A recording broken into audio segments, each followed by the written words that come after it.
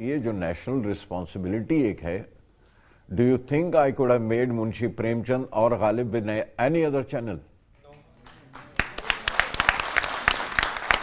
No other channel would have done it. No channel would have come forward. Malgudi days could be done only here.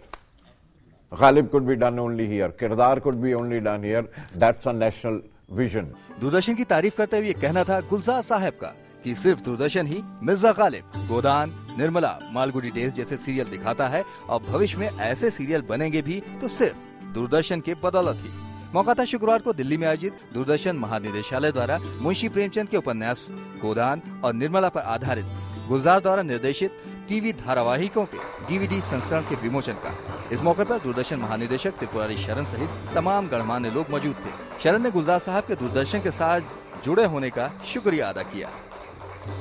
मुझे पूरी उम्मीद है कि आने वाले समय में गुलजार साहब दूरदर्शन के लिए भी कुछ नया करेंगे, ताकि हमें फख्र हो कि दादा साहब फाल्के पुरस्कार से सम्मानित व्यक्ति दूरदर्शन जैसी संस्था से जुड़ा हुआ है।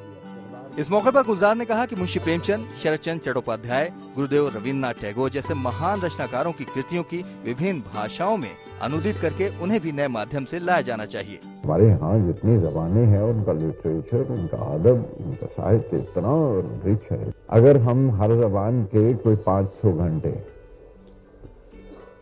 हर जबान के, बांग्ला के, मलयालम के, मराठी के, गुजराती के, अगर 500 घंटे का लिटरेचर अगर सोचिए अगर हमारे पास जमा हो तो कितना बड़ा सरमाया है उन विद्यार्थियों के लिए और स्टूडेंट्स के लिए।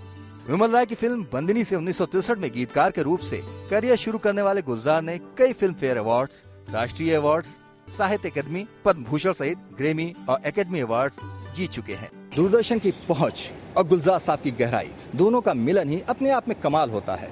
उम्मीद कर सकते हैं कि दादा साहब फाल्के पुरस्कार से नवाजे जाने के बाद भी गुलजार साहब का दूरदर्शन के लिए प्यार और उनकी खिदमत यूं ही जारी रहेगी।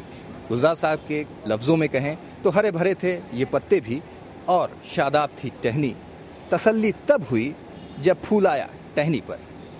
कैमरामैन संजय के साथ आमिर रिजवी, डीडी न्यूज़, दिल्ली।